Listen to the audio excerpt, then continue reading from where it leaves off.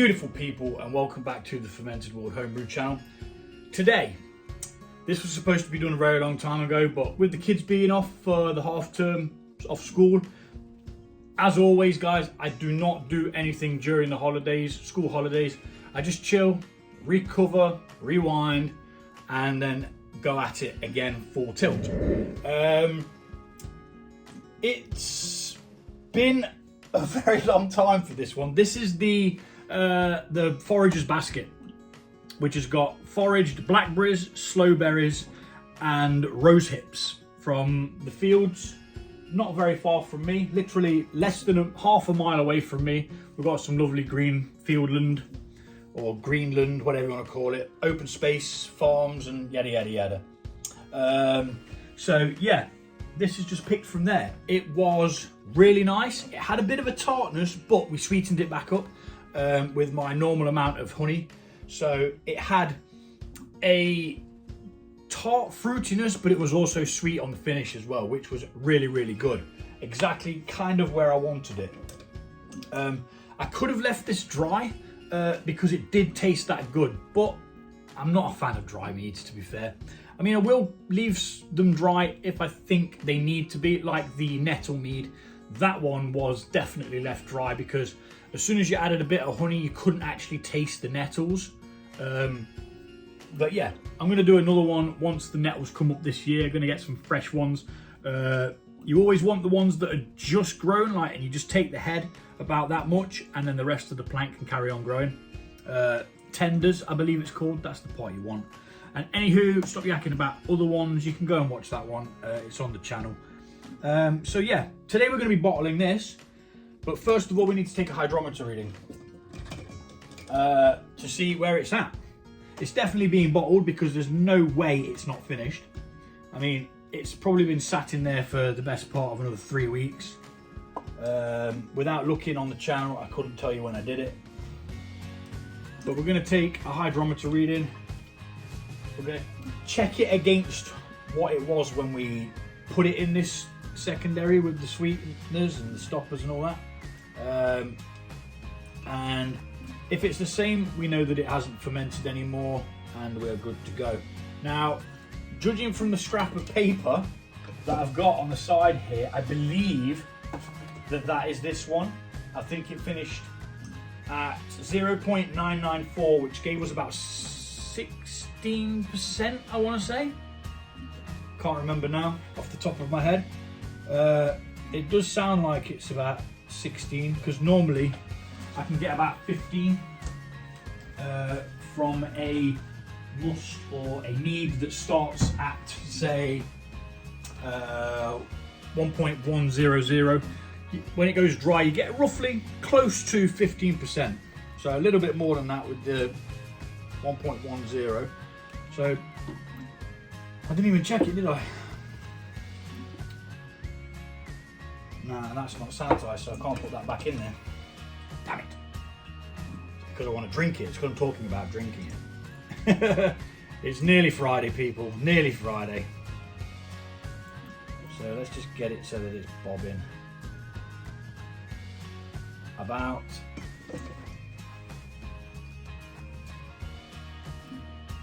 yeah, pretty much bob on. Still at the 24 mark. Yep, nailed it. Again, it's got that really tart smell to it, but still very fruity.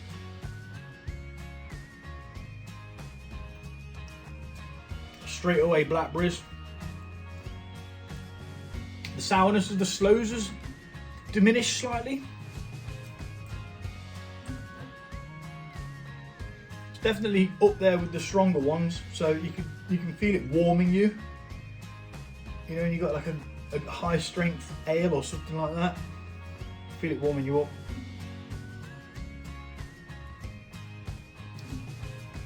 It's bloody good. It's good. Again, I don't think I weighed all of the things out for this one. I literally think I just picked what I could get without stripping everywhere completely bare, because a lot of it's left for the birds. Ideally, that's what you want to do. You only want to take a small amount from each part, then move on. hope that you can find a couple more further down. So technically the rosehips weren't actually foraged.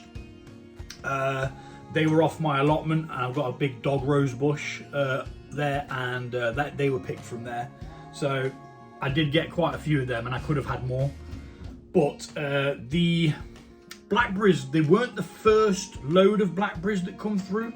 Once they've all died back a little bit, you do get some of the smaller ones that come through. They're only like little tiny things. That's what these were. There was no big ones whatsoever. The sloes I picked quite early and froze them. And yeah, just because otherwise what happens is the birds take all of them. So you want to kind of get some, but you got to wait until they're ripe. You can't be taking them if they're not ever so slightly squidgy. We're going to get this bottled. We've got some bottles down here. Looking at it, I think we're only going to get 4 litres out of this. I don't think we're going to have any extra. But if we do, then we'll be able to send a sample to a friend. I think I'll be able to send him a sample anyway. One way or another, I'm sure I'll find a way. Got an itchy eye. Anywho, we're going to rack this off into here because we want to dodge this sediment at the bottom down here. And then we're going to, from there, put it into the bottles. So let's get that started with this up there and that down there. Let's put that down first. And then hoist this up because we don't want to disturb that stuff at the bottom. We've already got stoppers in here and the honey that sweetened it with. So we're literally gonna pull it off and let it go into there. It's all sanitized, everything's clean. And yeah, let's speed this bit up.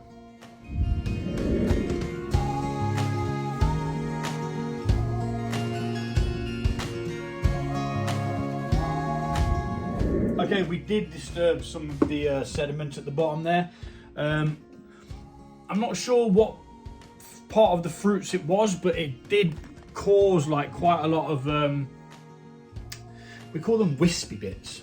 It's like when you move the container, the demijohn, you get the movement, and then afterwards you get like a of all the bits that cyclone around.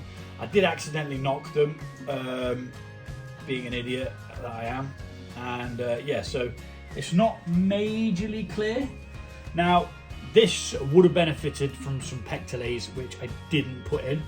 I should have done. It should have been in my mind. You're using fruits, use some pectales, but I didn't, so it's not going to be 100% clear. Probably not even in the glass. It probably won't reach 100% clarity, but I'm not bothered about that. It's only going to be me drinking it. So if you do brew this, just put some pectales in. Whatever the recommended dosage for the batch that you're doing. Yeah. Pectales. Right, so we're going to add the bottling wand to this end of this now. And make sure it's all nice and firm because there is a split in that, which I haven't dealt with yet. I keep forgetting. We're going to push that little nodule down and we're going to just prime this. Kind of like adding some of the liquid to the cable or the hose, the pipe, whatever you want to call it. And then what that allows us to do is take a bottle,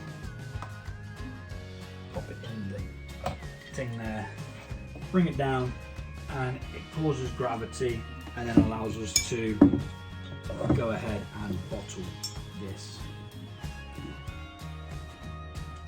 I mean, it does look nice, I can't deny. It's got a lovely hue to it.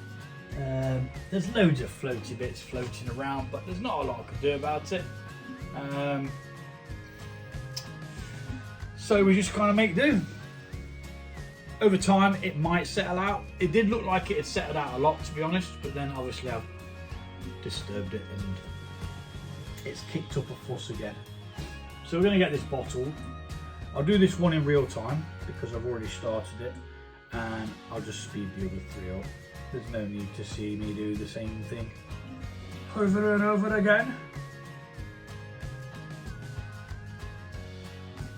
You aim for this line about here, where the neck is, and then as you remove the bottle wand, about there, look, as you remove it, it becomes the perfect amount in the bottle. There's not too much oxygen in there to cause any problems, and I shall now speed this up.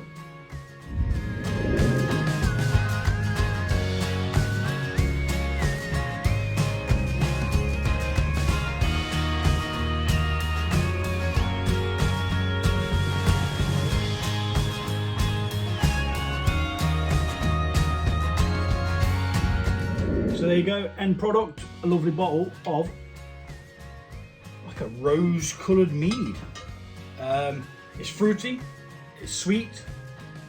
The tartness has seemed to have gone away, which I'm a bit gutted about because I quite liked it, but it's still overall fruity, so it's all good.